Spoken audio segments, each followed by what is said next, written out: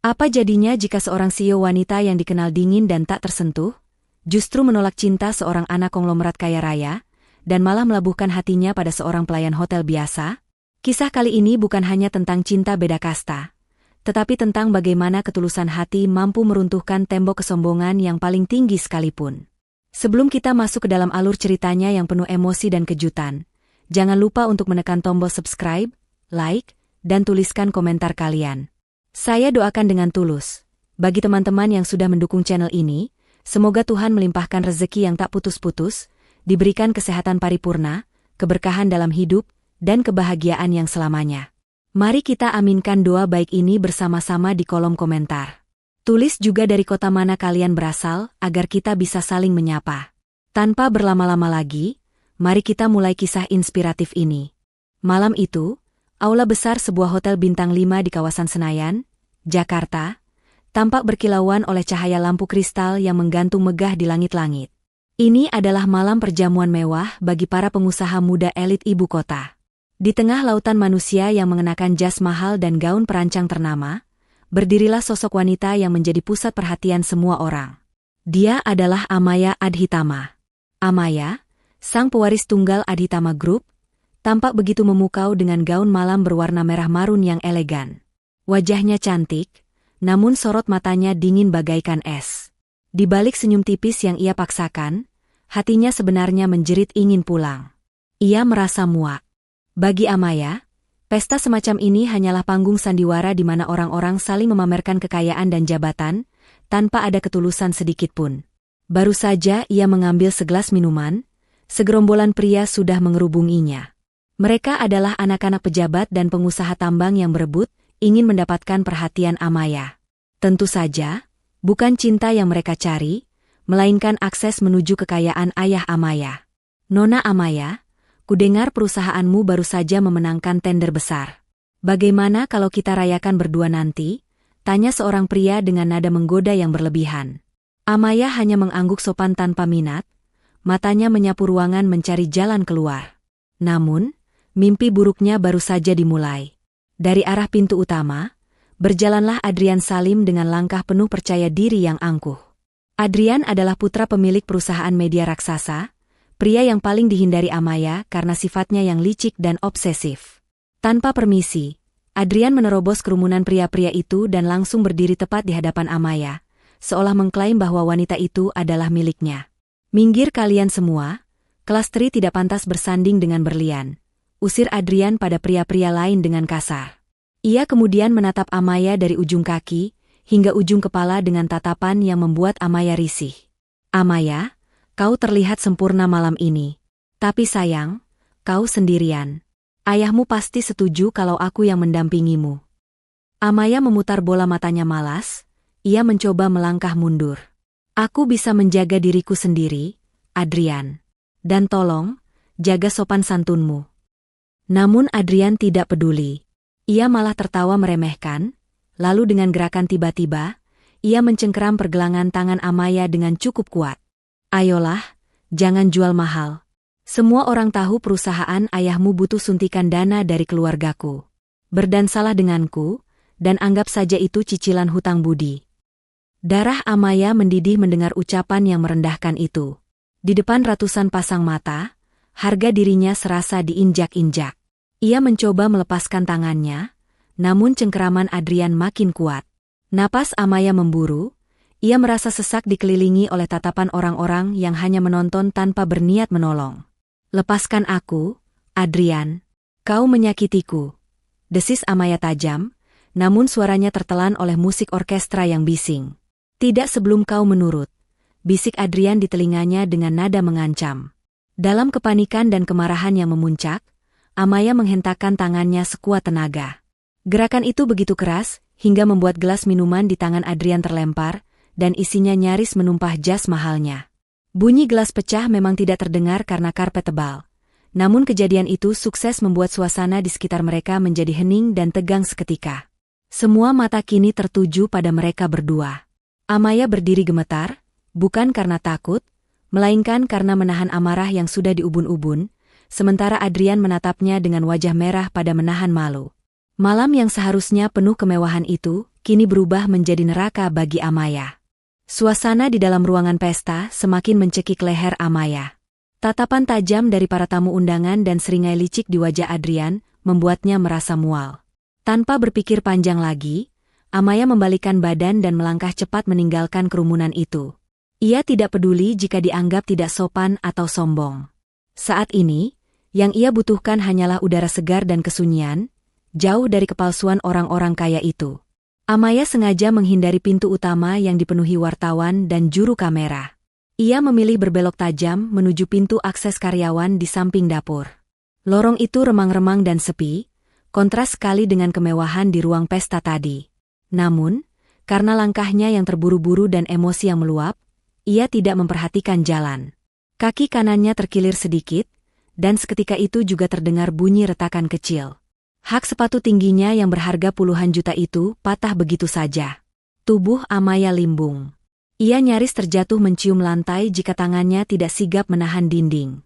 Rasa sakit yang tajam menjalar di pergelangan kakinya, tapi rasa malu dan sakit di hatinya jauh lebih perih. Sang CEO yang angkuh itu akhirnya merosot duduk di lantai lorong yang dingin. Pertahanannya runtuh. Air mata yang sejak tadi ia tahan akhirnya tumpah juga. Ia merasa sangat menyedihkan. Seorang putri raja di kerajaannya sendiri, tapi merasa sendirian dan tak berdaya hanya karena sepatu yang rusak. Tiba-tiba, terdengar suara roda beradu dengan lantai. Amaya tersentak kaget dan buru-buru menyeka air matanya. Ia tidak ingin ada staf hotel yang melihatnya dalam keadaan berantakan seperti ini. Dari ujung lorong, muncul seorang pria berseragam pelayan rapi sedang mendorong troli berisi tumpukan serbet bersih. Pria itu berhenti tepat di depan Amaya.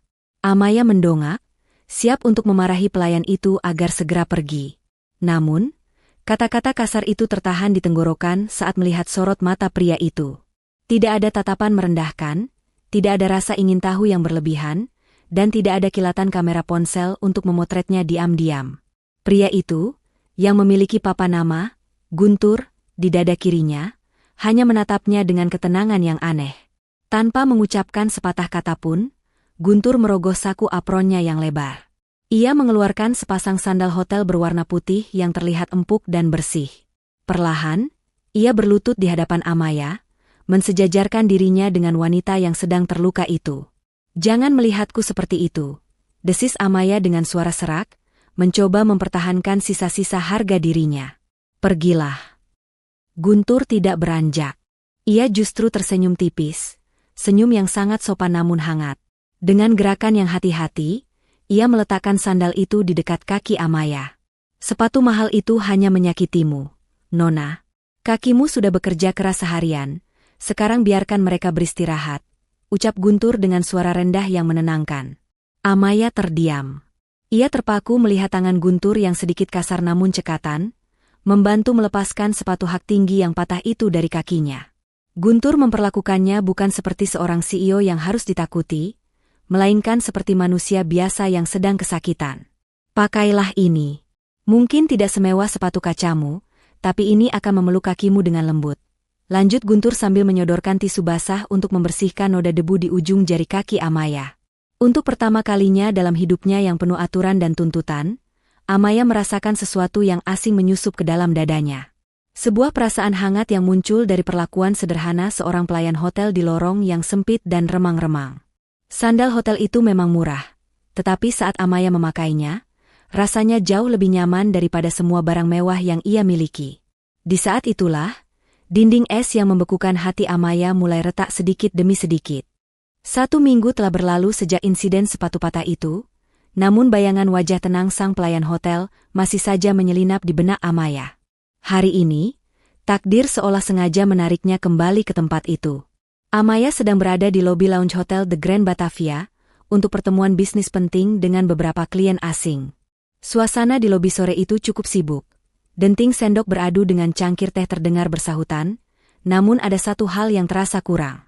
Piano besar berwarna hitam mengkilap di sudut ruangan itu diam membisu, membuat atmosfer terasa kaku. Rupanya, pianis reguler hotel mendadak sakit dan manajer operasional tampak panik mondar-mandir. Di tengah kepanikan itu, Guntur yang sedang membersihkan meja di dekat piano, meletakkan nampannya dengan hati-hati. Ia berbisik pelan kepada sang manajer, menawarkan diri untuk mengisi kekosongan. Awalnya manajer itu ragu, menatap seragam pelayan Guntur dengan sangsi, namun karena desakan waktu dan tamu yang mulai komplain, ia akhirnya mengangguk pasrah. Guntur melangkah menuju piano megah itu. Ia masih mengenakan seragam pelayannya, lengkap dengan dasi kupu-kupu dan apron di pinggang. Pemandangan itu tentu saja mengundang tatapan heran dari para tamu elit. Seorang pelayan duduk di kursi pianis? Ini pemandangan yang tak lazim. Amaya, yang duduk tak jauh dari sana, menghentikan pembicaraannya sejenak. Matanya membulat saat menyadari siapa pria itu. Tanpa canggung, Guntur meletakkan jari-jarinya di atas tuts piano. Hening sejenak, lalu meluncurlah nada-nada indah dari Clair de Lune karya Debussy. Bukan sekadar main, permainan Guntur terdengar begitu dalam dan penuh perasaan.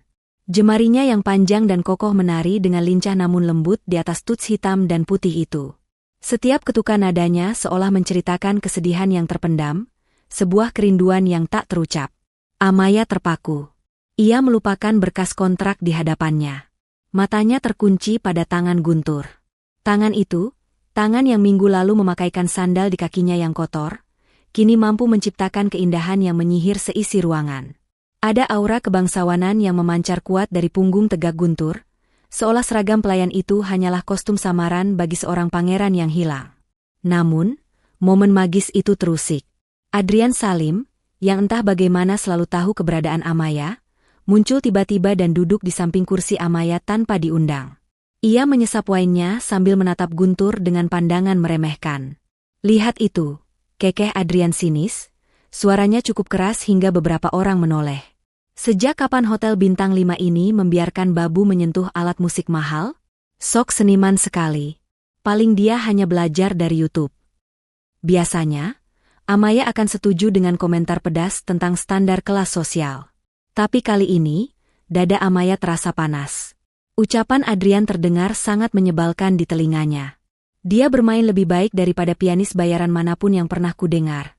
"Adrian," jawab Amaya dingin, tanpa menoleh sedikit pun pada Adrian.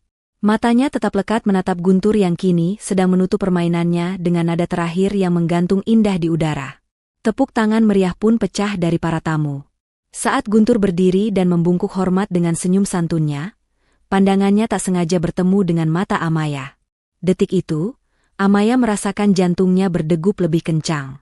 Ia sadar, ada misteri besar di balik sosok pelayan bernama Guntur ini, dan rasa ingin tahunya kini berubah menjadi sesuatu yang jauh lebih berbahaya, ketertarikan. Keesokan harinya, awan mendung tampaknya tak hanya menggelayut di langit Jakarta, tetapi juga di dalam ruang kerja Amaya di lantai 40 gedung Adhitama. Suasana di ruangan luas berlapis kaca itu terasa mencekam. Di hadapan Amaya, duduklah Pak Handoko, sang ayah sekaligus komisaris utama perusahaan, dengan wajah yang tak terbantahkan. Pilihannya sederhana, "Amaya. Perusahaan kita butuh merger dengan grup Salim untuk bertahan dari krisis global tahun depan. Satu-satunya jalan pintas adalah pernikahanmu dengan Adrian," ucap Pak Handoko tegas, tanpa menatap putrinya, sibuk membolak-balik berkas saham. Amaya mengepalkan tangannya di bawah meja marmer yang dingin. Menikah dengan Adrian sama saja dengan menyerahkan nyawanya ke dalam sangkar emas yang penuh duri. Ia tidak bisa membayangkan hidup bersama pria yang merendahkan martabat orang lain, semudah membalikan telapak tangan.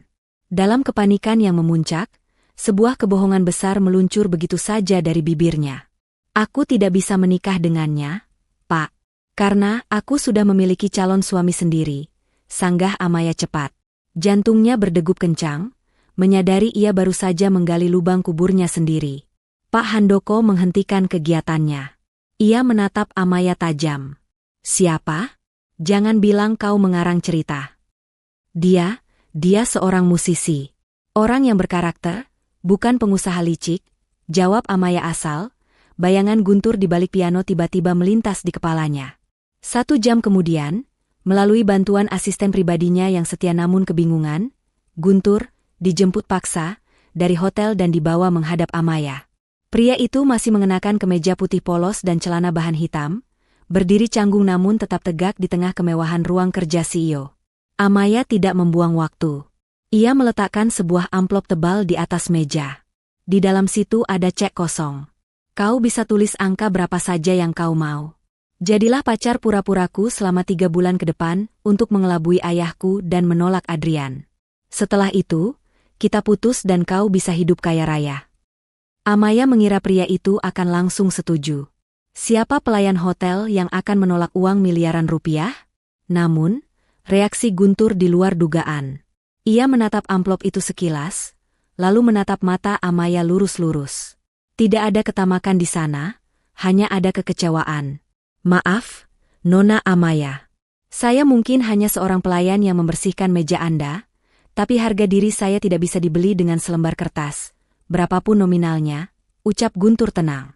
Ia berbalik badan, hendak melangkah pergi meninggalkan ruangan itu.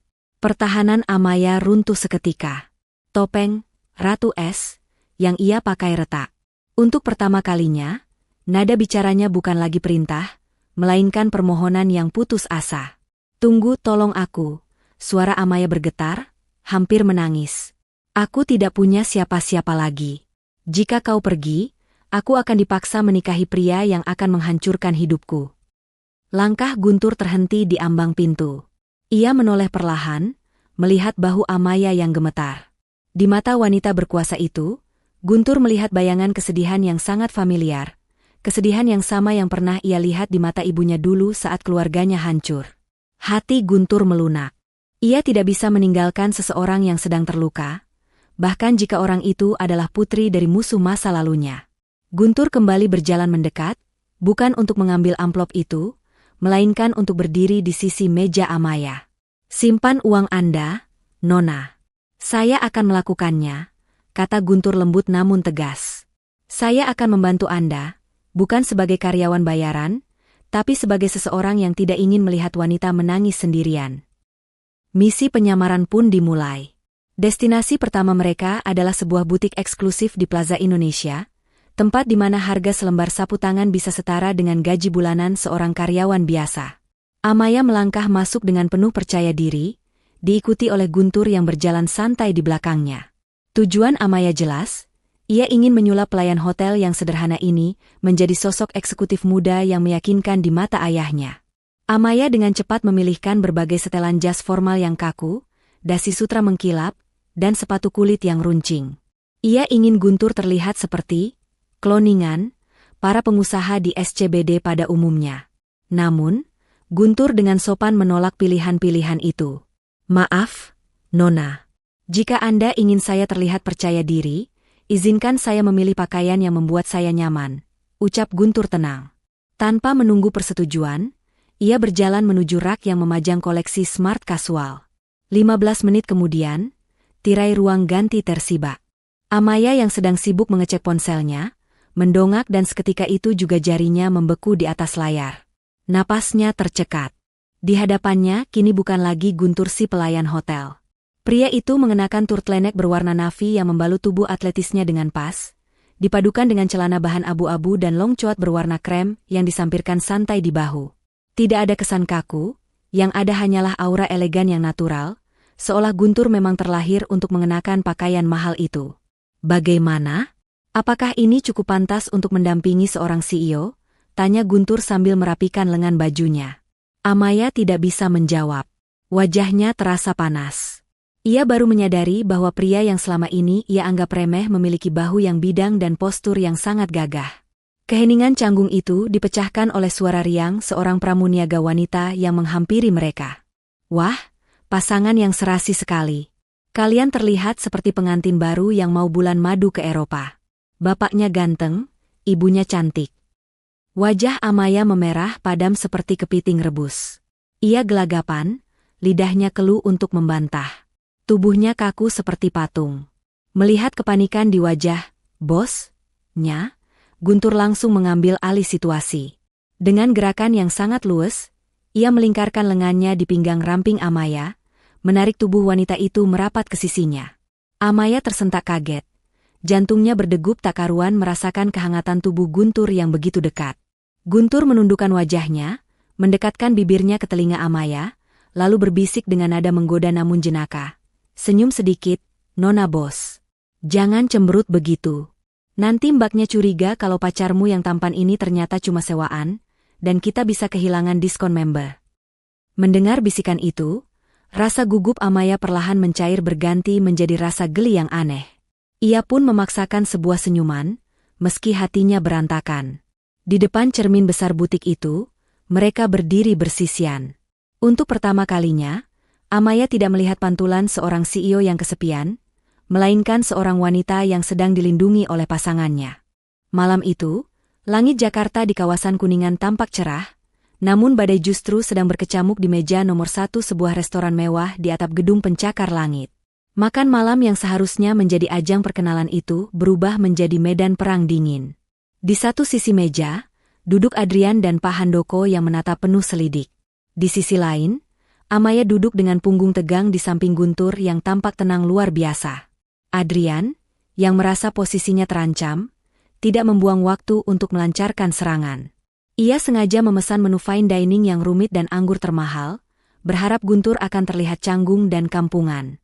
Namun, Guntur justru memperlakukan peralatan makan perak itu seolah itu adalah perpanjangan tangannya sendiri. Tidak ada denting garpu yang berisik, tidak ada salah tingkah. Merasa gagal mempermalukan lewat etika makan, Adrian mengubah strateginya. Ia meletakkan gelas anggurnya dengan keras. Amaya bilang kau seorang musisi. Biasanya seniman itu hidupnya tidak teratur dan tidak paham uang. Apa kau tahu, industri pariwisata kita sedang lesu? Kalau kau jadi CEO, apa yang akan kau lakukan? Atau kau hanya tahu cara memetik gitar? Tanya Adrian dengan nada mengejek yang kental. Amaya hendak membuka mulut untuk membela, tapi tangan hangat Guntur menyentuh lengan wanitanya pelan di bawah meja, memberi isyarat agar ia diam. Guntur menyeka mulutnya dengan serbet, lalu menatap Adrian dan Pak Handoko bergantian dengan sorot mata tajam seorang intelektual. Seni dan bisnis itu sebenarnya serupa, Tuan Adrian. Keduanya butuh harmoni, jawab Guntur dengan suara bariton yang stabil. Soal pariwisata yang lesu, masalahnya bukan pada pasarnya, tapi pada jiwa pelayanannya. Banyak hotel mewah di Jakarta, termasuk milik grup Anda, yang terlalu sibuk menjual kemewahan fisik tapi lupa menjual rasa pulang. Di era sekarang, tamu tidak mencari kasur emas. Mereka mencari pengalaman emosional yang personal. Itulah yang disebut high touch di atas high tech. Hening. Suasana di meja itu mendadak sunyi senyap. Adrian melongo, mulutnya sedikit terbuka karena kaget mendengar jawaban yang begitu berbobot dan tepat sasaran. Ia mengira akan mendengar jawaban bodoh, tapi malah mendapat kuliah bisnis gratis. Pak Handoko, yang sejak tadi diam dan hanya mengamati, kini meletakkan pisau dagingnya. Matanya yang tajam menatap Guntur dengan ketertarikan baru. Ia tidak melihat sosok seniman urakan seperti yang ia bayangkan, melainkan sosok pemuda cerdas yang memiliki visi. Jawaban yang menarik, anak muda. Sangat jarang ada orang luar yang paham filosofi itu. Gumam Pak Handoko, sudut bibirnya sedikit terangkat, sebuah senyum persetujuan yang sangat langka. Amaya menatap ayahnya, lalu beralih menatap profil samping wajah Guntur dengan rasa kagum yang membuncah. Jantungnya berdesir hebat.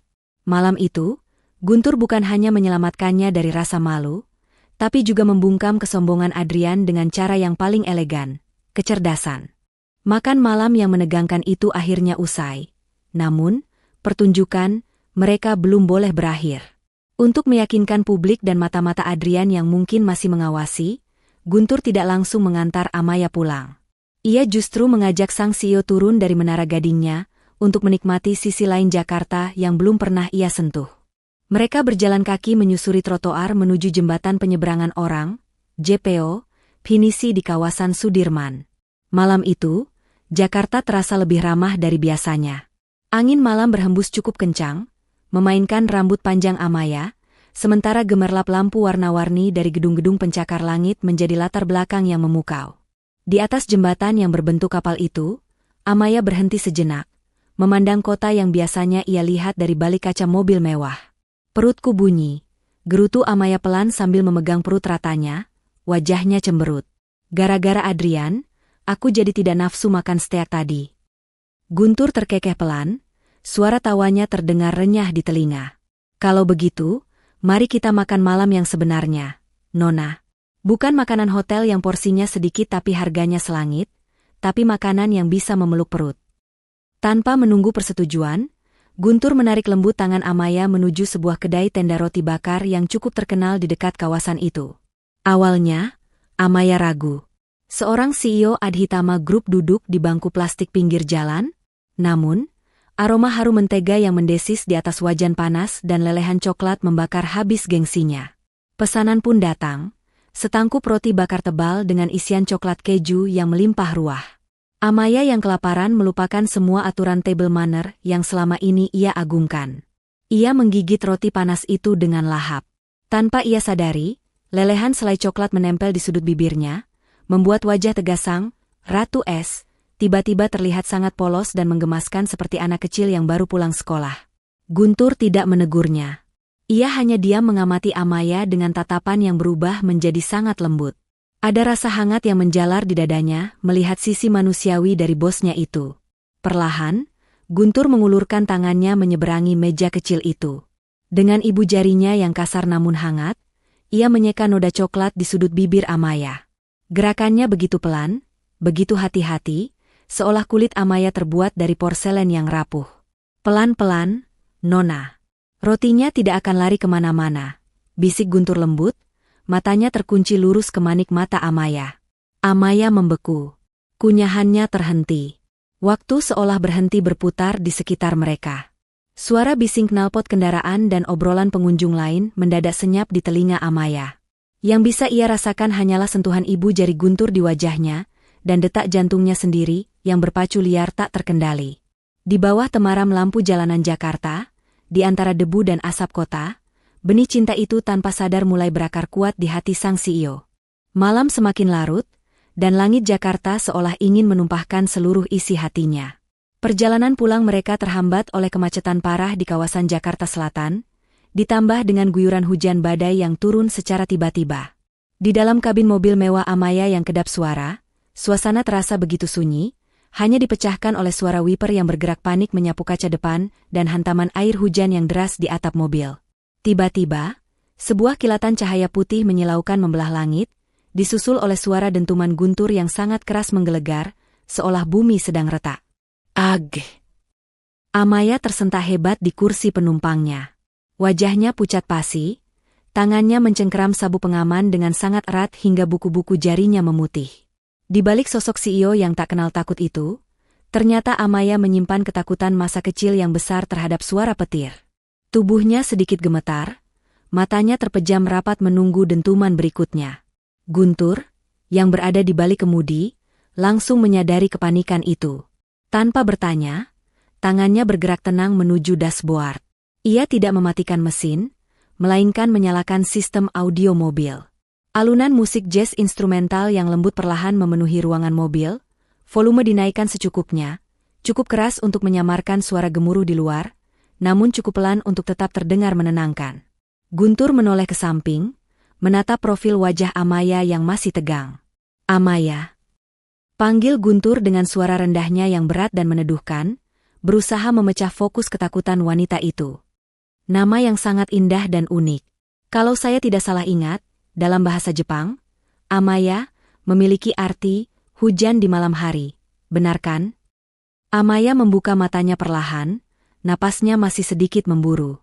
Ia menoleh, terkejut karena pelayan hotel ini mengetahui hal sedetail itu. Iya, ibuku sangat menyukai hujan. Dia bilang hujan itu membawa ketenangan.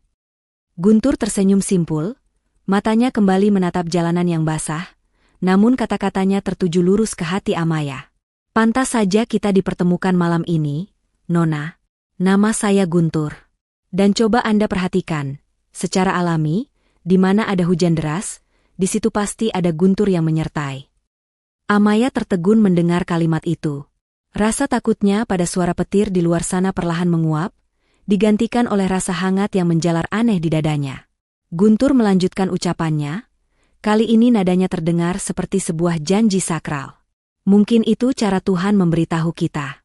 Saya, Guntur, ditakdirkan untuk selalu ada di dekat Anda, memastikan, hujan, Anda tidak pernah turun sendirian. Jadi, jangan takut lagi. Selama saya ada di sini, gemuruh ini hanya akan menjadi musik pengiring, bukan ancaman.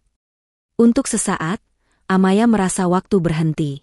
Di tengah badai yang mengamuk di luar sana, ia justru merasa berada di tempat paling aman di dunia. Filosofi sederhana tentang nama mereka itu seolah menjadi mantra yang menyihir hatinya. Malam itu, Amaya sadar, ia tidak lagi membenci petir, karena petir itu telah membawakan pelindung baginya. Sementara benih-benih asmara mulai tumbuh di dalam mobil yang hangat itu, suasana yang jauh berbeda justru sedang terjadi di sebuah ruangan kantor pribadi yang dingin dan gelap di kawasan Jakarta Pusat. Adrian Salim duduk di kursi kulitnya yang besar, asap rokok mengepul tipis dari sela-sela jarinya. Di hadapannya, berdiri seorang pria berjaket kulit, seorang detektif swasta bayaran yang baru saja menyelesaikan tugas kotornya. "Kau yakin data ini akurat?" tanya Adrian sambil melempar sebuah map tebal berwarna coklat ke atas meja. Matanya menyiratkan ketidaksabaran. 100%, Tuan Adrian, jawab detektif itu yakin. Sangat sulit melacak jejaknya karena dia sengaja menghapus semua profil digitalnya sejak 5 tahun lalu. Dia hidup seperti hantu. Tapi, ijazah dan akta kelahirannya tidak bisa berbohong. Adrian membuka map itu dengan kasar. Lembar demi lembar ia balik. Awalnya, wajahnya tampak bosan. Namun ketika matanya menangkap sebuah nama lengkap dan foto masa lalu targetnya, sebuah seringai licik perlahan terukir di bibirnya. Tawa jahat yang tertahan akhirnya meledak, menggema di ruangan sunyi itu. "Luar biasa," gumam Adrian, matanya berbinar licik seolah baru saja menemukan harta karun. Ternyata, pelayan rendahan itu bukan orang sembarangan. Dia adalah bom waktu yang siap meledak. Di dalam berkas itu tertulis jelas, Guntur bukanlah sekadar pelayan lulusan SMA. Ia adalah Guntur Wijaya, lulusan terbaik jurusan manajemen perhotelan dari universitas bergengsi di Swiss. Namun, fakta yang jauh lebih mengejutkan adalah asal-usul keluarganya. Guntur adalah putra tunggal dari mendiang Bapak Wijaya, pemilik asli Hotel Wijaya, sebuah hotel legendaris di Jakarta yang 10 tahun lalu bangkrut secara tragis setelah dipaksa merger dan diambil alih secara agresif oleh Adhitama Group, perusahaan milik ayah Amaya. Adrian menyandarkan punggungnya. Otaknya yang licik mulai merangkai skenario mematikan. Ia tahu betul sejarah kelam itu. Ayah Guntur meninggal karena serangan jantung tepat di hari penandatanganan akuisisi, meninggalkan Guntur sebatang kara dengan tumpukan hutang. Siapa sangka, dunia ini begitu sempit, desis Adrian sambil menatap foto Guntur di berkas itu. Pelayan yang dicintai Amaya ternyata adalah anak dari musuh bebuyutan ayahnya sendiri. Bagi Adrian, informasi ini adalah senjata pemusnah massal. Ia tidak peduli apakah Guntur mendekati Amaya karena cinta tulus atau dendam. Yang ia tahu, ia bisa memutarbalikkan fakta ini untuk menghancurkan kepercayaan Amaya hingga berkeping-keping. Dengan informasi ini, Adrian yakin ia bisa menyingkirkan Guntur selamanya dan memaksa Amaya kembali ke pelukannya. Rencana jahat untuk pesta ulang tahun perusahaan besok malam pun mulai disusun dengan rapi. Malam puncak perayaan ulang tahun ke-50 Adhitama Group berlangsung dengan kemegahan yang luar biasa. Ballroom hotel disulap menjadi lautan bunga dan cahaya keemasan. Amaya berdiri di samping ayahnya, Pak Handoko, menerima ucapan selamat dari para kolega bisnis. Di sudut ruangan, Guntur berdiri mengawasi dengan setelan jasnya yang rapi, meski hatinya gelisah. Ia merasa ada sesuatu yang tidak beres, terutama saat melihat Adrian Salim tersenyum menyeringai ke arahnya sepanjang malam. Firasat buruk itu terbukti benar ketika lampu utama ballroom tiba-tiba meredup. Sorot lampu sorot tunggal kini terarah ke atas panggung. Di sana, Adrian sudah berdiri memegang mikrofon dengan gaya angkuh, seolah ia adalah tuan rumah acara ini. "Selamat malam, hadirin sekalian," suara Adrian menggema melalui speaker ke seluruh penjuru ruangan. "Sebelum kita memotong kue ulang tahun perusahaan, saya memiliki sebuah hadiah istimewa untuk keluarga Adhitama.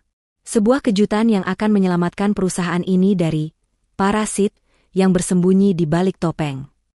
Amaya mengerutkan kening. Ia menatap Adrian dengan bingung.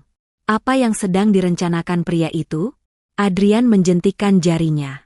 Layar LED raksasa di belakang panggung yang tadinya menampilkan logo perusahaan, kini berubah gambar.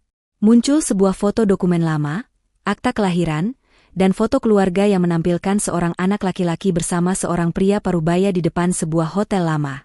"Perkenalkan," seru Adrian sambil menunjuk Guntur yang berdiri kaku di sudut ruangan. Pria yang kalian kenal sebagai kekasih Amaya ini, sebenarnya adalah Guntur Wijaya. Putra tunggal dari mendiang Bapak Wijaya, pemilik hotel yang dulu bangkrut dan hancur karena akuisisi paksa oleh Adhitama Group 10 tahun lalu. Suara terkejut dan bisik-bisik langsung berdengung memenuhi ruangan bagaikan lebah.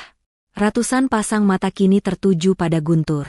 Wajah Amaya pucat pasi, darah seolah surut dari wajahnya. Ia menoleh kaku ke arah Guntur, berharap pria itu akan tertawa dan mengatakan ini semua lelucon. Tapi Adrian belum selesai. Ia melanjutkan serangannya dengan nada berapi-api yang memprovokasi. Dia bukan pelayan yang jatuh cinta pada putri majikannya. Dia adalah anak musuh yang menyusup masuk. Dia mendekati Amaya hanya untuk satu tujuan, balas dendam.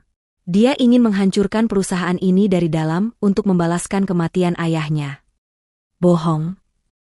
Bisik Amaya, suaranya bergetar hebat. Ia melangkah mendekati Guntur. Matanya berkaca-kaca menuntut jawaban. Katakan itu bohong, Guntur. Katakan Adrian salah. Guntur menatap mata Amaya yang terluka. Ia ingin sekali menyangkal tuduhan Adrian tentang balas dendam itu, tapi ia tidak bisa menyangkal siapa ayahnya. Dengan berat hati, Guntur menundukkan kepalanya dalam-dalam. Maafkan aku, Amaya, ucap Guntur lirih, namun terdengar jelas di telinga Amaya yang berdenging. Aku memang menyembunyikan identitas ayahku darimu. Aku minta maaf karena tidak jujur sejak awal. Tapi demi Tuhan, perasaanku padamu adalah kebenaran. Tidak ada rencana jahat, aku mencintaimu apa adanya. Pengakuan itu bagaikan palu godam yang menghantam dada Amaya. Ia tidak mendengar bagian tentang cinta, telinganya sudah tertutup oleh rasa sakit karena merasa dikhianati. Fakta bahwa Guntur adalah anak dari orang yang hidupnya dihancurkan oleh ayahnya sendiri, membuat segalanya menjadi rumit dan menyakitkan. Di atas panggung, Adrian tersenyum puas melihat kehancuran itu. Ia telah berhasil meledakkan bom waktunya dengan sempurna. Suasana di dalam ballroom berubah menjadi kacau balau. Bisik-bisik para tamu kini berubah menjadi cemoohan terang-terangan. Di sudut panggung, Pak Handoko tampak murka. Wajahnya merah padam, urat-urat lehernya menonjol menahan amarah. Ia memberi isyarat tangan kepada kepala keamanan hotel. Amaya melihat itu. Ia tahu betul tabiat ayahnya. Jika ayahnya yang bertindak, Guntur tidak hanya akan diusir, tapi mungkin akan dijebloskan ke penjara dengan tuduhan palsu atau dihancurkan masa depannya hingga tidak tersisa. Amaya sadar, ia harus bertindak cepat. Untuk menyelamatkan pria yang dicintainya, ia harus menjadi penjahatnya. Ia harus melukai hati Guntur agar pria itu pergi jauh dari jangkauan ayahnya. Dengan tangan gemetar yang ia sembunyikan di balik gaun, Amaya menegakkan kepalanya. Ia memasang kembali topeng, Ratu Es, yang selama ini menjadi tamengnya. Cukup, teriak Amaya lantang, menghentikan langkah petugas keamanan yang hendak meringkus Guntur. Amaya melangkah maju, menatap Guntur dengan sorot mata yang sengaja ia buat sedingin kutub utara, meski hatinya menjerit kesakitan. Kau pikir aku akan luluh dengan omong kosong tentang cinta setelah kau menyembunyikan identitasmu, ucap Amaya dengan nada tajam yang menusuk. Adrian benar. Kau hanyalah penipu ulung. Kau memanfaatkan kesepianku untuk membalaskan dendam ayahmu. Betapa bodohnya aku sempat mempercayaimu. Guntur terpaku. Ia menatap dalam kemanik mata Amaya. Di sana, di balik kemarahan yang dibuat-buat itu, Guntur seolah bisa melihat genangan air mata yang tertahan. Ia melihat ketakutan Amaya, bukan takut padanya, melainkan takut akan apa yang bisa dilakukan Pak Handoko padanya. Guntur mengerti. Wanita ini sedang berusaha melindunginya dengan cara mengusirnya. Amaya, dengarkan aku. Guntur mencoba meraih tangan Amaya, namun Amaya menepisnya dengan kasar. Jangan sebut namaku dengan mulutmu itu, bentak Amaya. Kali ini air matanya benar-benar menetes, menyempurnakan aktingnya yang menyakitkan. Pergilah, Guntur. Pergi dari hadapanku dan jangan pernah muncul lagi di hidupku. Kontrak kita berakhir di sini. Bawa dendammu dan enyahlah. Keheningan menyelimuti ruangan. Guntur menarik napas panjang, menahan rasa sesak di dadanya. Ia tidak membela diri lagi. Ia tahu, perdebatan hanya akan memperburuk posisi Amaya di depan ayahnya dan para investor. Dengan senyum getir yang menyayat hati, Guntur mengangguk perlahan. Baiklah, Nona Amaya. Saya akan pergi. Terima kasih telah mengizinkan saya menjadi payung Anda, meski hanya sebentar. Guntur berbalik badan. Punggung tegap yang biasanya terlihat kokoh itu, kini tampak rapuh saat ia berjalan menjauh, membelah kerumunan tamu yang menatapnya sinis. Amaya hanya bisa mematung menatap punggung itu menjauh hingga menghilang di balik pintu besar. Begitu sosok Guntur lenyap, kekuatan Amaya ikut hilang. Kakinya lemas. Ia nyaris ambruk jika tidak berpegangan pada tiang pilar. Di tengah pesta yang kembali berlanjut dengan canggung itu, Amaya merasa menjadi wanita paling sepi di dunia. Ia baru saja menyelamatkan nyawa Guntur, tapi di saat yang sama, ia baru saja membunuh hatinya sendiri. 1 minggu telah berlalu sejak malam bencana itu, dan kehidupan Amaya berubah menjadi kelabu. Apartemen penthouse mewahnya di kawasan Senopati yang biasanya rapi, kini berantakan. Tirai-tirai jendela tertutup rapat, menghalangi sinar matahari Jakarta yang terik. Sang CEO tangguh itu mengambil cuti sakit, mengurung diri dari dunia luar. Tanpa kehadiran Guntur, Amaya merasa separuh jiwanya telah dicabut paksa. Malam itu, rasa lapar yang perih memaksa Amaya menyeret kakinya menuju dapur. Ia membuka kulkas 2 pintu miliknya yang penuh dengan bahan makanan mahal, namun matanya kosong. Tidak ada nafsu makan sedikit pun. Saat ia hendak mengambil botol air mineral, pandangannya tertumbuk pada sebuah benda asing yang tergeletak di atas meja bar dapur. Sebuah buku catatan kecil bersampul kulit hitam yang terlihat agak usang. Jantung Amaya berdegup kencang. Ia mengenali buku itu. Itu adalah buku yang selalu dibawa Guntur di saku celananya. Dengan tangan gemetar, Amaya meraih buku itu. Pikiran buruk sempat melintas. Apakah ini buku berisi rencana balas dendam? Apakah ini catatan tentang kelemahan perusahaan ayahnya? Namun, saat Amaya membuka halaman pertamanya, ia tidak menemukan strategi bisnis atau denah gedung. Tulisan tangan Guntur yang rapi menyapanya dengan judul sederhana, Panduan Menjaga Nona Hujan. Amaya tertegun. Ia membalik halaman demi halaman dengan napas tertahan. Buku itu bukan berisi kebencian, melainkan ensiklopedia tentang dirinya. Halaman 5, Amaya punya mak akut. Pastikan dia sarapan bubur hangat sebelum minum kopi hitamnya. Jangan biarkan dia minum kopi di atas jam 8 malam, atau dia akan terjaga semalaman memikirkan pekerjaan. Halaman 12. Jika Amaya diam sambil memijit keningnya, itu bukan marah, dia sedang pusing. Buatkan teh chamomile dan pijat bahu kirinya pelan-pelan. Halaman 20. Amaya benci bau durian, tapi sangat suka aroma hujan. Jika dia sedih, jangan banyak tanya. Cukup duduk di sebelahnya dan dengarkan lagu jazz instrumental. Dan di halaman terakhir, terdapat sebuah catatan kecil yang tintanya sedikit luntur, seolah pernah terkena tetesan air mata penulisnya. Aku tidak peduli siapa ayahnya dan apa yang terjadi di masa lalu. Yang aku tahu, aku mencintai Amaya. Tugasku di dunia ini sederhana. Memastikan dia tersenyum, meski dunia sedang tidak ramah padanya. Pertahanan Amaya hancur lebur. Buku catatan itu terlepas dari tangannya, jatuh ke lantai marmer. Tubuh Amaya merosot, ia menangis terseduh-seduh di lantai dapur yang dingin. Tuduhan Adrian, kemarahan ayahnya, semua itu salah besar. Guntur tidak pernah berniat jahat. Pria itu mencintainya dengan cara yang begitu detail, tulus, dan tanpa syarat. Sesuatu yang bahkan tidak pernah dilakukan oleh ayahnya sendiri. Malam itu, di tengah isak tangisnya yang memilukan, Amaya sadar bahwa ia telah melakukan kesalahan terbesar dalam hidupnya. Ia telah mengusir satu-satunya malaikat pelindungnya. Waktu seolah menjadi musuh terbesar Amaya saat itu. Jarum jam di dinding terus berdetak tanpa ampun. Melalui informasi dari asisten pribadinya yang setia, Amaya mengetahui bahwa Guntur memesan tiket kereta eksekutif terakhir menuju Yogyakarta yang akan berangkat kurang dari 1 jam lagi. Tanpa membuang waktu untuk berganti pakaian atau berdandan, Amaya menyambar kunci mobil sportnya. Jalanan Jakarta sore itu macet parah, seolah semesta sedang menguji kesungguhan hatinya. Amaya membanting setir, mengambil jalur tikus, bahkan nekat menerobos lampu kuning. Pikirannya hanya satu, dia tidak boleh terlambat. Jika kereta itu berangkat, mungkin dia akan kehilangan Guntur selamanya. Sesampainya di pelataran parkir stasiun Gambir, Amaya memarkir mobilnya sembarangan. Ia melompat keluar, berlari sekuat tenaga menuju pintu keberangkatan. Suara hak sepatu tingginya beradu keras dengan lantai marmer stasiun, menciptakan irama kepanikan yang menggema. Napasnya memburu, keringat dingin membasahi pelipisnya. Rambutnya yang biasanya tertata rapi kini berantakan, namun ia tidak peduli.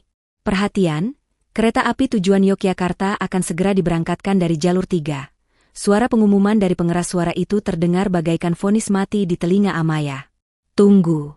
Jangan berangkat dulu, teriak Amaya dalam hati, kakinya memaksakan diri berlari menaiki eskalator, menabrak bahu beberapa penumpang yang menghalangi jalannya.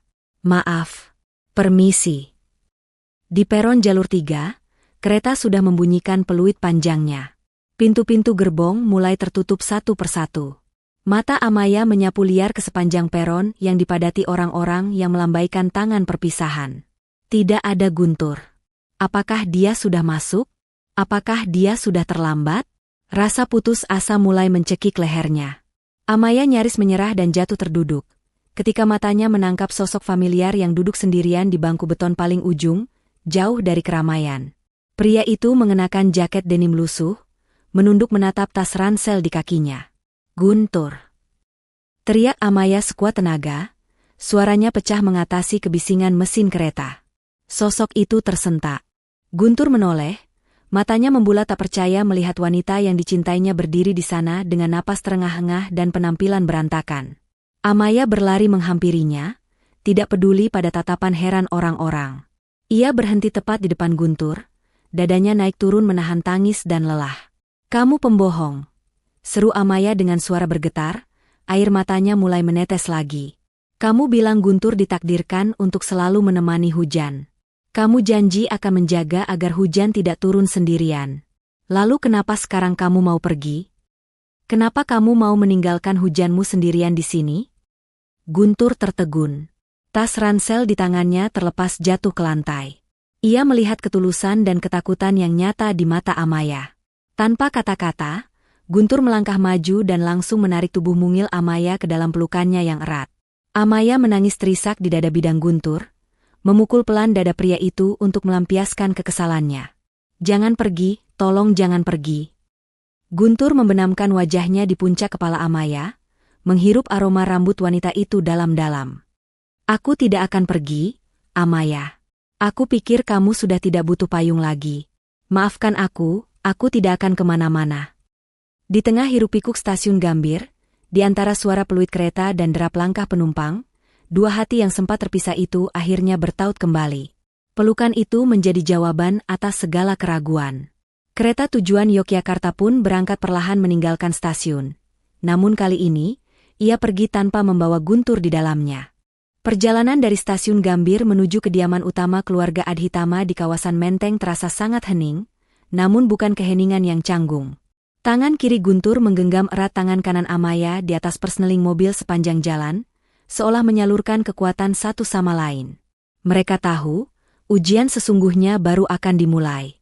Menghadapi Pak Handoko bukan sekadar menghadapi seorang ayah, melainkan menghadapi tembok raksasa yang dibangun dari ego dan kekuasaan puluhan tahun.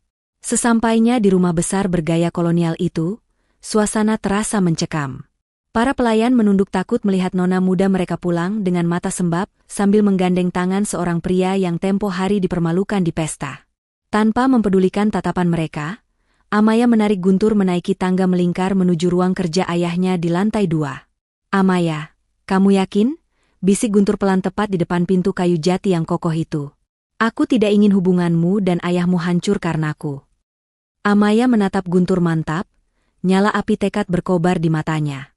Hubunganku sudah rusak sejak dia memaksaku menjadi boneka bisnisnya. Hari ini, aku akan memperbaikinya dengan caraku sendiri. Dengan napas panjang, Amaya mendorong pintu berat itu hingga terbuka lebar. Di dalam ruangan yang beraroma tembakau mahal dan kertas tua itu, Pak Handoko berdiri membelakangi pintu, menatap keluar jendela besar yang menghadap ke taman belakang. Sosoknya terlihat kaku dan angkuh. Papa, panggil Amaya lantang, suaranya tidak lagi bergetar seperti dulu. Aku membawa Guntur kembali. Pak Handoko berbalik perlahan. Wajah tuanya tampak lelah, garis-garis kerutan di dahinya semakin dalam sejak malam pesta itu. Tatapannya langsung terkunci pada Guntur yang berdiri tegap di samping putrinya. Sebelum ayahnya sempat bicara, Amaya meletakkan kartu akses perusahaan dan kunci mobil dinasnya di atas meja kerja ayahnya dengan bunyi klak yang nyaring. Kalau papa masih membencinya karena masa lalu yang bukan salahnya, maka papa juga harus membuangku, ucap Amaya tegas. Ambil kembali jabatan CEO itu. Ambil semua saham dan fasilitas mewah ini. Aku lebih memilih hidup sederhana bersama pria yang tulus mencintaimu, daripada hidup bergelimang harta tapi mati rasa di bawah aturan papa. Guntur terkejut melihat pengorbanan Amaya. Ia hendak maju untuk menengahi, Pak Handoko, saya. Diam, potong Pak Handoko, namun nadanya tidak meledak-ledak seperti biasanya. Suaranya justru terdengar serak dan berat. Pak Handoko melangkah perlahan mendekati Guntur. Langkahnya gontai, tidak segagah biasanya. Ia berhenti tepat 1 meter di depan Guntur. Suasana ruangan itu begitu sunyi, hingga suara detak jam dinding terdengar seperti palu hakim. Amaya menahan napas, siap pasang badan jika ayahnya melayangkan tamparan atau cacian. Namun, Pak Handoko tidak mengangkat tangannya. Ia justru memicingkan matanya, menatap lurus ke dalam mata Guntur. Tatapan itu bukan tatapan kemarahan, melainkan tatapan seseorang yang sedang melihat hantu dari masa lalu. Ia meneliti setiap inci wajah Guntur, dari rahangnya yang tegas, hidungnya yang mancung, hingga sorot matanya yang tenang namun tajam. Bahu Pak Handoko yang tegap perlahan merosot turun. Pertahanan dirinya runtuh. Bibirnya bergetar pelan saat ia mengucapkan kalimat yang membuat Amaya dan Guntur terperangah. Mata itu. Bisik Pak Handoko lirih, suaranya bergetar menahan emosi yang meluap. Wajahmu, kau benar-benar sangat mirip dengan ayahmu, Wijaya. Pria tua yang dikenal sebagai Raja Properti, Jakarta itu berjalan tertatih menuju kursi kebesarannya. Pak Handoko menghempaskan tubuhnya yang lelah ke sandaran kursi kulit itu, seolah tulang-tulangnya sudah tidak sanggup lagi menopang beban berat di pundaknya. Ia melepas kacamata bacanya, lalu memijat pangkal hidungnya. Di hadapan putri dan calon menantunya, topeng ketegasannya benar-benar luntur. Duduklah, perintah Pak Handoko pelan, tanpa menatap mereka. Amaya dan Guntur saling pandang sejenak, lalu duduk di sofa tamu yang berhadapan dengan meja kerja itu. Suasana hening sejenak, hanya terdengar helaan napas berat dari Pak Handoko. Kalian pikir, aku menghancurkan Hotel Wijaya 10 tahun lalu karena keserakahan? Pak Handoko memulai ceritanya dengan suara parau. Matanya menerawang jauh ke langit-langit ruangan, menembus lorong waktu. Salah. Ayahmu, Wijaya, adalah satu-satunya kompetitor yang aku hormati. Kami dulu sering minum kopi bersama, membicarakan masa depan pariwisata Indonesia. Dia orang baik, terlalu baik untuk dunia bisnis yang kejam ini. Guntur mengepalkan tangannya di atas lutut, menahan gejolak emosi mendengar nama ayahnya disebut dengan nada hormat oleh orang yang menghancurkannya. Waktu itu, suara Pak Handoko mulai bergetar. Investor asing masuk dengan agresif. Dewan Komisaris menekanku. Mereka memberiku ultimatum, akuisisi Hotel Wijaya untuk memperluas aset, atau Adhitama Group yang akan mereka hancurkan. Saat itu, aku pengecut. Aku takut miskin. Aku takut kehilangan kerajaanku. Jadi, aku memilih untuk memakan sahabatku sendiri daripada aku yang dimakan. Air mata tua menetes dari sudut mata Pak Handoko yang keriput. Ia menatap Guntur dengan pandangan penuh penyesalan. Hari ketika ayahmu terkena serangan jantung di ruang rapat itu, adalah hari di mana aku juga mati rasa. Aku menang, Guntur. Aku mendapatkan hotelnya, tanahnya, asetnya. Tapi aku kehilangan jiwaku. Sejak hari itu, aku dihantui rasa bersalah. Aku mencoba mencari keluarganya, mencari anak laki-lakinya untuk menebus dosa. Tapi kalian menghilang seperti ditelan bumi. Amaya menutup mulutnya dengan tangan, air mata mengalir deras. Ia tidak pernah tahu sisi kelam ayahnya ini. Ia selalu mengira ayahnya adalah monster tanpa hati. Ternyata ayahnya hanyalah manusia biasa yang tersesat oleh ketakutan. Pak Handoko bangkit perlahan dari kursinya, berjalan memutar meja, dan berdiri tepat di depan Guntur. Ia tidak lagi terlihat seperti raksasa yang menakutkan, melainkan hanya seorang pria tua yang kesepian dan penuh dosa. Saya tidak membencimu, nak. Saat melihatmu di pesta itu, saya marah bukan karena kamu pelayan. Saya marah karena melihat wajahmu mengingatkan saya pada dosa terbesar saya. Saya takut karma itu akhirnya datang menjemput. Pak Handoko menundukkan kepalanya dalam-dalam di hadapan Guntur, sebuah pemandangan yang tak pernah terbayangkan oleh siapapun. Sang konglomerat meminta ampun pada seorang mantan pelayan. Maafkan saya, Guntur, maafkan saya. Keheningan menyelimuti ruang kerja itu pasca pengakuan dosa Pak Handoko. Hanya suara isak tangis tertahan dari Amaya yang terdengar di sudut sofa. Guntur masih terdiam, mencoba mencerna permintaan maaf dari pria yang selama ini menjadi sosok antagonis dalam sejarah keluarganya. Namun, Pak Handoko belum selesai. Dengan langkah berat, ia berjalan menuju sebuah lukisan besar bergambar pemandangan sawah di dinding. Ia menggeser lukisan itu, menampakkan sebuah brankas besi yang tertanam kokoh di tembok. Jari-jarinya yang keriput dengan gemetar menekan kombinasi angka. Terdengar bunyi klik logam yang berat saat kunci terbuka. Dari dalam brankas itu, Pak Handoko tidak mengambil tumpukan uang tunai ataupun perhiasan emas, melainkan sebuah map dokumen tebal berwarna biru tua yang terlihat sangat resmi. Ia kembali ke meja tamu dan menyodorkan map itu tepat ke hadapan Guntur. "Bukalah," perintah Pak Handoko pelan, namun nadanya syarat akan keseriusan. Guntur ragu sejenak, melirik Amaya yang juga tampak bingung, lalu perlahan membuka map itu. Matanya membelalak kaget saat membaca judul dokumen di lembar pertama, Surat Pengalihan Hak Saham. Di sana tertulis angka yang fantastis beserta rincian aset yang membuat siapapun akan gemetar membacanya. "Ini adalah 50% dari total saham pribadi saya di Adhitama Group," ucap Pak Handoko dengan suara tegas namun tulus. "Nilainya triliunan rupiah. Ini bukan sogokan agar kamu melupakan masa lalu, dan ini juga bukan hadiah pernikahan untuk calon menantuku." Pak Handoko menatap Guntur lurus-lurus, sorot matanya menyiratkan penebusan. "Ini adalah pengembalian hak. Dulu, saya mengambil aset ayahmu, Wijaya, secara paksa demi ambisi saya. Sekarang, sebelum saya mati, saya ingin mengembalikannya kepadamu, putranya.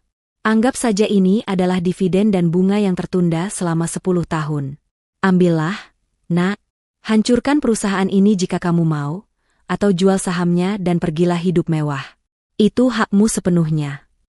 Amaya terpekik kecil, menutup mulutnya tak percaya. Ayahnya, orang yang paling pelit dan obsesif soal kekuasaan, kini menyerahkan separuh nyawanya begitu saja.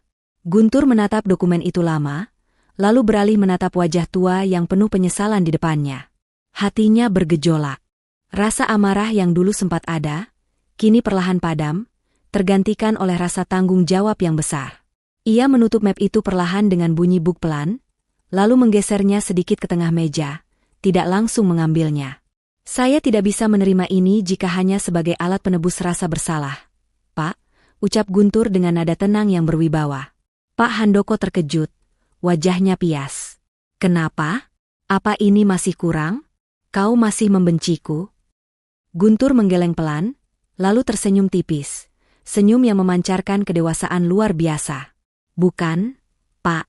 Tapi saya ingin menerima ini sebagai modal kerjasama. Saya tidak butuh uangnya untuk berfoya-foya.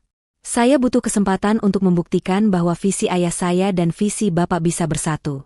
Saya terima saham ini, tapi bukan untuk menghancurkan Adhitama. Mari kita bangun kembali apa yang sempat hancur, bukan sebagai musuh, tapi sebagai mitra." Mendengar jawaban itu, bahu Pak Handoko berguncang hebat. Ia menangis haru, air mata mengalir di pipi tuanya. Pria tua itu kemudian mengulurkan tangannya yang gemetar, bukan untuk menunjuk atau memerintah, tapi untuk menjabat tangan pemuda di depannya.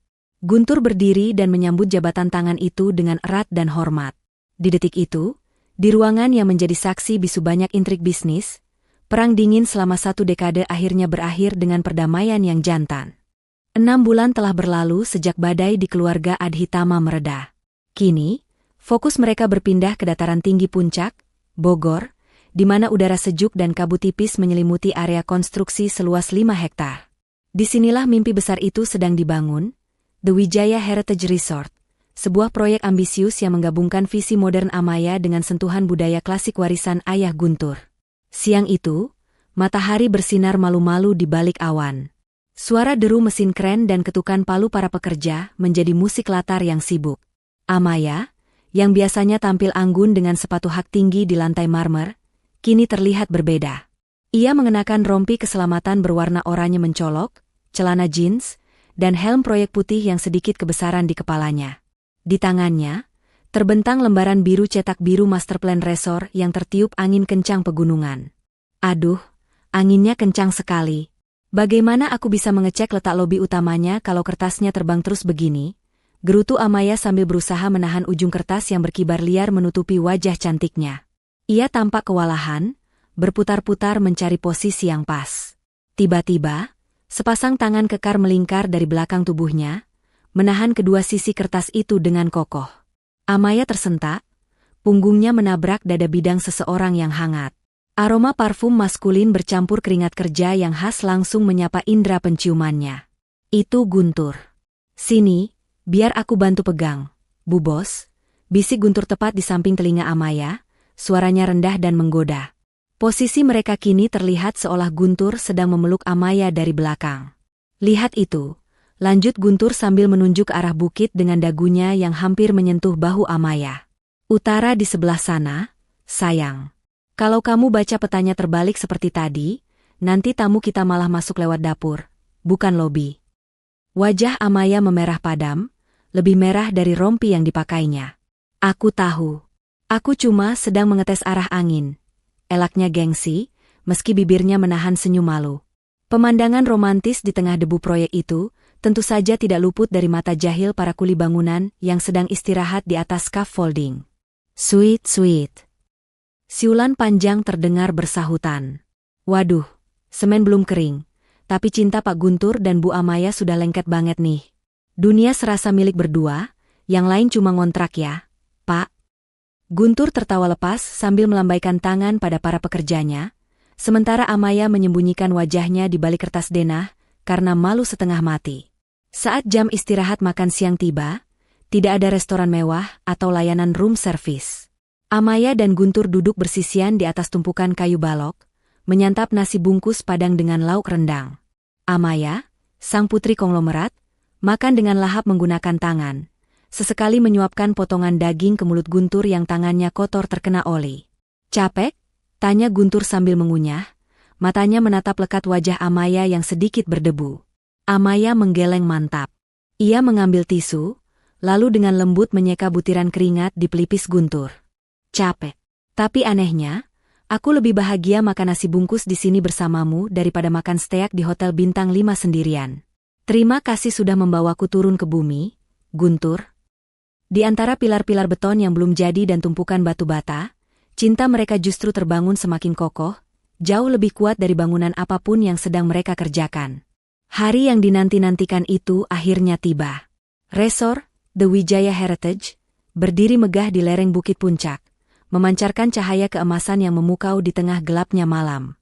Arsitekturnya yang memadukan kemewahan modern dengan sentuhan tradisional Jawa, membuat siapapun yang melihatnya berdecak kagum. Malam itu adalah malam grand opening, dan suasana begitu meriah. Mobil-mobil mewah berderet di lobi, lampu kilat kamera wartawan tak henti-hentinya menyambar, dan para pejabat serta menteri pariwisata turut hadir memberikan selamat. Di atas panggung utama yang dihiasi ribuan bunga sedap malam, Guntur berdiri tegak di balik podium. Penampilannya malam itu sungguh manglingi. Tidak ada lagi jejak pelayan hotel yang membungkuk membawa nampan. Guntur mengenakan tuxedo hitam pas badan yang membalut tubuh atletisnya dengan sempurna, rambutnya ditata rapi, dan wajahnya memancarkan aura kepemimpinan yang tenang namun berwibawa. Amaya duduk di meja bundar paling depan, tepat di samping Pak Handoko. Ia mengenakan gaun sutra berwarna biru malam, menatap sosok pria di panggung itu dengan mata berbinar-binar. Hatinya membuncah oleh rasa bangga yang tak terlukiskan. Pria yang dulu dihina dan diusir, kini berdiri sebagai direktur utama yang dihormati semua orang. Guntur mendekatkan mikrofon ke bibirnya, suara baritonnya menggema memenuhi ruangan yang seketika hening. Hadirin sekalian, Guntur memulai pidatonya dengan tenang. Banyak arsitek bilang bahwa gedung ini indah karena desainnya yang rumit. Banyak ekonom bilang bisnis ini sukses karena strategi pasarnya yang jitu. Tapi, izinkan saya jujur malam ini. Semua kemegahan yang Anda lihat di sekeliling kita hanyalah tumpukan batu dan semen yang mati. Guntur berhenti sejenak, matanya menyapu ruangan lalu berhenti tepat di wajah Amaya. Tatapan mereka terkunci, seolah dunia di sekitar mereka memudar. Gedung ini bisa berdiri kokoh, karena memiliki fondasi yang kuat di dalam tanah. Begitu juga dengan saya. Saya bisa berdiri di sini, bukan karena saya hebat, tapi karena ada seorang wanita luar biasa yang menjadi fondasi hidup saya saat saya hancur tak bersisa. Suasana ruangan menjadi sangat emosional. Para tamu wanita mulai menahan napas, terhanyut oleh kata-kata Guntur. Dia adalah wanita yang membalut luka di kaki saya saat saya terjatuh, dan membalut luka di hati saya saat saya kehilangan arah. Dialah Amaya, sang hujan, yang datang membasahi tanah gersang di jiwa saya. Tanpa hujan darinya, benih mimpi saya tidak akan pernah tumbuh. Amaya, terima kasih karena tidak pernah menyerah pada pria sederhana ini. Kamu bukan hanya partner bisnisku, kamu adalah rumah tempatku pulang, dan satu-satunya mahakarya terindah dalam hidupku. Amaya tidak sanggup lagi menahan air matanya. Ia menutup mulut dengan tangan, menangis haru di tengah tepuk tangan gemuruh yang membahana di seluruh ruangan. Pak Handoko menepuk bahu putrinya dengan bangga, sementara para tamu undangan memandang Amaya dengan tatapan iri sekaligus kagum. Pidato itu bukan sekadar laporan bisnis. Itu adalah surat cinta yang dibacakan di hadapan dunia. Pesta masih berlangsung meriah di dalam ballroom, namun Guntur perlahan menarik tangan Amaya, membawanya menyelinap keluar dari kerumunan tamu yang sibuk berdansa. Mereka berjalan menyusuri jalan setapak berbatu yang membelah taman pribadi di sisi tebing resor. Jauh dari hingar-bingar musik dan sorot lampu kamera, suasana di sini begitu tenang dan syahdu. Udara dingin puncak menusuk kulit, namun genggaman tangan Guntur yang hangat membuat Amaya merasa nyaman. Mereka tiba di sebuah gazebo kayu jati yang menghadap langsung ke lembah. Di kejauhan, lampu-lampu kota Bogor berkelap-kelip bagaikan hamparan permata yang tumpah ke bumi. Di atas kepala mereka, langit malam tampak cerah, bertaburan ribuan bintang tanpa penghalang polusi cahaya ibu kota. Guntur tidak menyalakan lampu gazebo, membiarkan cahaya bulan dan bintang menjadi penerang alami mereka malam itu. Guntur mengajak Amaya duduk bersisian di bangku panjang. Ia tidak melakukan adegan berlutut yang klise, seperti di film-film romantis. Baginya, cinta mereka adalah tentang kesetaraan, tentang duduk sejajar menghadapi dunia bersama. Guntur memutar tubuhnya menghadap Amaya, menatap wajah wanita yang dicintainya itu dengan intensitas yang membuat jantung Amaya berdebar kencang. Amaya, panggil Guntur lembut, jemarinya merapikan anak rambut yang tertiup angin di wajah Amaya. Malam ini resor kita sudah resmi dibuka. Tapi bagiku, ada satu hal lagi yang belum resmi. Sesuatu yang jauh lebih penting dari semua aset properti ini. Amaya menatapnya dengan mata berbinar penasaran. Apa itu? Guntur merogoh saku jasnya dan mengeluarkan sebuah kotak kecil beludru berwarna biru tua, warna kesukaan Amaya. Ia membukanya perlahan. Di dalamnya, tidak ada berlian raksasa yang menyilaukan mata, melainkan sebuah cincin emas putih dengan desain yang sangat elegan. Sebuah batu safir biru kecil yang dikelilingi ukiran berbentuk tetesan air hujan. Sederhana, namun penuh makna. Gajiku sebagai direktur utama mungkin sudah cukup untuk membelikanmu berlian sebesar biji jagung. Tapi aku memilih ini, ucap Guntur sambil tersenyum tulus. Safir biru ini melambangkan hujan MU, dan emas putih ini melingkarkannya, menjaganya agar tetap utuh. Guntur mengambil tangan kiri Amaya, menatap manik matanya dalam-dalam. Amaya Adhitama, maukah kamu membiarkan Guntur ini terus bergemuruh di dalam hatimu selamanya? Maukah kamu menjadi istriku, menjadi satu-satunya tempatku pulang saat dunia sedang ribut? Air mata bahagia langsung tumpah membasahi pipi Amaya. Tenggorokannya tercekat oleh rasa haru yang membuncah. Ia tidak sanggup berkata-kata, hanya bisa mengangguk mantap berkali-kali sambil terisak pelan. Ya, aku mau, Guntur. Jadilah Gunturku selamanya, bisik Amaya dengan suara parau. Guntur menyematkan cincin itu di jari manis Amaya. Pas sekali. Ia kemudian menarik Amaya ke dalam pelukan hangat, mencium puncak kepala wanita itu dengan penuh rasa syukur. Di balik jendela kaca besar di lantai 2 gedung utama, Pak Handoko berdiri sambil memegang gelas teh hangatnya. Ia melihat pemandangan di taman itu dari jauh. Sudut bibirnya terangkat membentuk senyuman lega yang tulus. Tugasnya sebagai ayah telah selesai, putrinya kini berada di tangan pria yang tepat. 1 bulan kemudian, halaman belakang rumah masa kecil Amaya di kawasan Menteng telah berubah menjadi potongan surga kecil di tengah hiruk-pikuk Jakarta. Berbeda 180 derajat dengan pesta-pesta mewah yang biasa dihadiri kalangan elit, pernikahan Amaya dan Guntur digelar dengan konsep garden party yang sangat intim dan sederhana. Tidak ada ribuan tamu yang tidak dikenal, tidak ada kamera wartawan yang menyilaukan mata. Hanya ada keluarga, kerabat dekat, dan para sahabat yang benar-benar tulus mendoakan kebahagiaan mereka. Pagi itu, matahari bersinar lembut menembus sela-sela dedaunan pohon beringin tua yang menaungi taman. Dekorasi didominasi oleh bunga melati putih dan mawar peach yang segar, menyebarkan aroma harum yang menenangkan jiwa. Di ujung lorong yang beralaskan kelopak bunga, Guntur berdiri gagah dengan balutan beskap putih tradisional yang pas di tubuhnya. Wajahnya tampak tegang namun matanya berbinar penuh harap. Sesekali ia merapikan pecinya, memastikan penampilannya sempurna untuk menyambut ratunya. Alunan musik gamelan berpadu dengan biola mengalun lembut, menandai kedatangan sang pengantin wanita. Semua tamu berdiri dan menahan napas. Amaya muncul dari pintu kaca teras, didampingi oleh Pak Handoko di sampingnya. Amaya tampak begitu mempesona, bukan karena kemewahan gaunnya, melainkan karena aura kebahagiaan yang memancar dari wajahnya. Riasannya tipis dan natural, menonjolkan kecantikan aslinya yang selama ini sering tertutup topeng ketegasan. Langkah demi langkah mereka mendekati meja akad.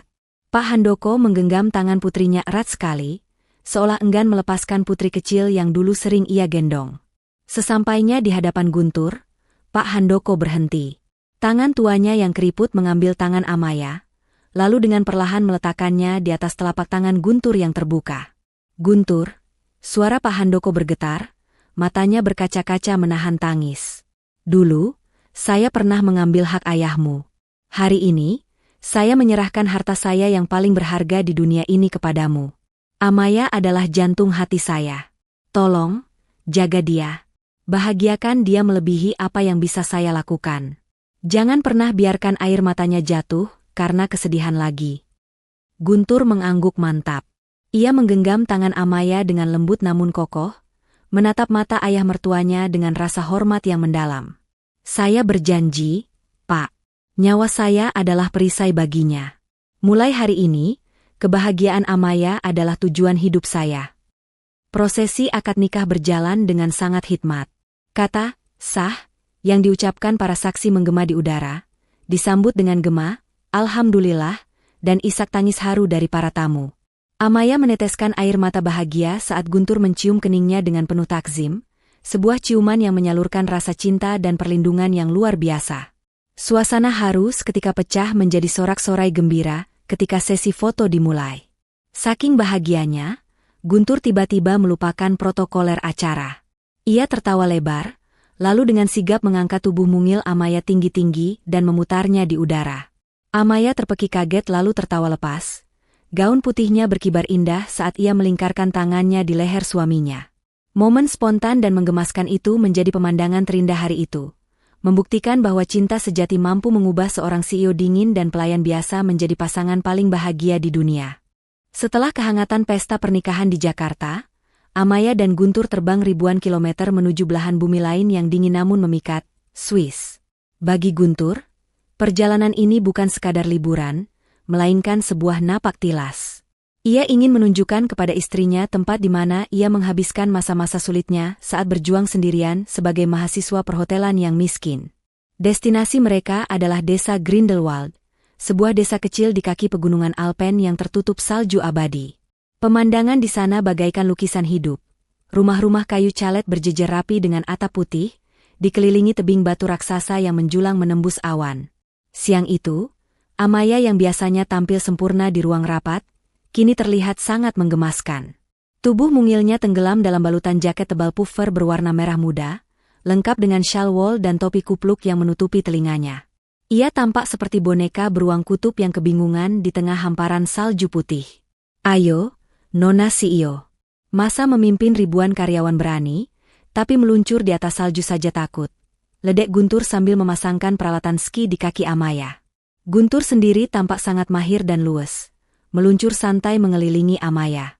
Ini licin sekali, Guntur. Kakiku rasanya mau copot. Jerit Amaya panik saat papan skinya mulai meluncur pelan tanpa kendali. Benar saja, belum ada 5 meter, keseimbangan Amaya goyah. Bruk! Sang CEO Adhitama itu jatuh terduduk di atas tumpukan salju empuk dengan posisi yang sangat tidak elegan. Bukannya menolong, Guntur malah tertawa terbahak-bahak melihat wajah cemberut istrinya yang kini belepotan butiran es. Jangan tertawa, dasar suami durhaka, omel Amaya sambil melempar gumpalan bola salju ke arah Guntur. Guntur dengan sigap menghindar, lalu mendekat dan mengulurkan tangannya. Bukan untuk membantu berdiri, tapi ia justru ikut menjatuhkan dirinya di samping Amaya. Mereka berbaring bersebelahan di atas hamparan salju dingin, menatap langit biru cerah yang membentang luas. Napas mereka mengepul putih di udara dingin. Dulu, ucap Guntur tiba-tiba, suaranya berubah serius. Aku sering datang ke bukit ini sendirian saat libur kuliah.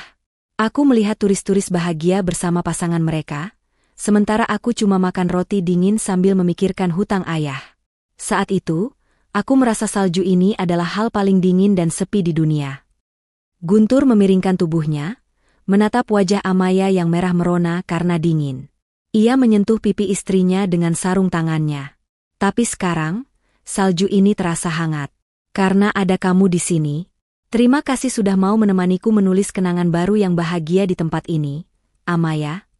Malam harinya, mereka menghabiskan waktu di dalam kabin kayu yang hangat. Di depan perapian yang menyala-nyala, mereka menikmati cheese fondue khas Swiss. Lelehan keju panas dan potongan roti menjadi saksi keintiman mereka. Amaya bersandar manja di dada Guntur, sementara Guntur memeluknya erat, seolah tak ingin melepaskan harta berharganya itu sedetik pun. Di negeri yang dingin itu, cinta mereka justru menyala semakin terang, menghangatkan dua hati yang telah bersatu selamanya. 3 tahun telah berlalu sejak pernikahan sederhana di Taman Menteng itu. Waktu seolah berlari cepat, namun meninggalkan jejak kebahagiaan yang mendalam di kediaman keluarga kecil Guntur dan Amaya. Sore itu, sinar matahari senja menerobos masuk melalui jendela kaca besar di ruang keluarga, menciptakan bias cahaya keemasan yang hangat. Amaya baru saja pulang dari kantor pusat. Lelah setelah memimpin rapat direksi seharian, langkah kakinya terhenti tepat di ambang pintu ruang tengah. Senyum lelah di wajahnya seketika sirna, berganti dengan senyuman paling merekah yang pernah ia miliki. Pemandangan di depannya adalah obat paling mujarab untuk segala kepenatan dunia. Di depan piano hitam legendaris yang dulu menjadi saksi bisu pertemuan pertama mereka, duduklah Guntur. Namun kali ini, ia tidak sendiri. Di pangkuannya, duduk seorang bocah laki-laki berusia 2 tahun yang gemuk dan menggemaskan, dengan pipi bulat kemerahan yang mirip sekali dengan Amaya. Jari-jari mungil bocah itu menekan tuts piano secara acak, menciptakan nada-nada sumbang yang lucu, sementara Guntur dengan sabar membimbing tangan kecil itu mengikuti irama lagu anak-anak. Ayo, jagoan papa, tekan yang ini. Do, re, mi. Guntur bernyanyi pelan, matanya berbinar penuh kasih sayang menatap putra semata wayang mereka. Lagi, Pak, lagi. Seru bocah itu dengan tawa renyah yang memenuhi seisi rumah. Amaya menyandarkan tubuhnya di bingkai pintu, melipat kedua tangannya di dada. Matanya berkaca-kaca karena haru. Dulu, ia berpikir kebahagiaan itu berbentuk angka 0 yang berderet di rekening bank atau jabatan tertinggi di perusahaan. Dulu, ia adalah Ratu S yang kesepian di puncak Menara Gading, menolak semua pria karena takut terluka. Siapa sangka, kebahagiaan sejatinya justru ia temukan pada sosok pelayan hotel yang pernah ia remehkan. Tanpa sadar, Guntur menoleh dan mendapati istrinya sedang berdiri mematung di sana. "Mama pulang," seru Guntur riang. Bocah kecil itu langsung melompat turun dari pangkuan ayahnya dan berlari terhuyung-huyung menghampiri Amaya. "Mama ah." Amaya berjongkok, merentangkan kedua tangannya lebar-lebar, dan menyambut pelukan hangat dari dua laki-laki paling berharga dalam hidupnya. Guntur ikut memeluk mereka berdua dari belakang, mengecup puncak kepala Amaya dengan lembut. "Capek kerja, Bu Bos?" bisik Guntur menggoda. Amaya menggeleng, menenggelamkan wajahnya di dada bidang suaminya. "Tidak lagi, karena aku sudah pulang ke rumahku yang sesungguhnya." Kisah cinta mereka mengajarkan kita satu hal penting. Cinta sejati tidak memandang seragam apa yang kau pakai atau seberapa tebal dompetmu. Cinta adalah tentang menemukan seseorang yang bersedia menjadi guntur, yang menemani saat hujan, badai melanda hidupmu, dan tetap setia hingga pelangi muncul. Amaya dan Guntur membuktikan bahwa ketika ketulusan berbicara, perbedaan kasta hanyalah ilusi semata. Itulah akhir kisah perjalanan cinta Amaya dan Guntur yang penuh liku, air mata, dan kebahagiaan. Bagaimana menurut sahabat Ken Arok Productions? Apakah kisah ini membuat hati kalian hangat? Pelajaran berharga apa yang bisa kalian ambil dari perjuangan Guntur dan keberanian Amaya?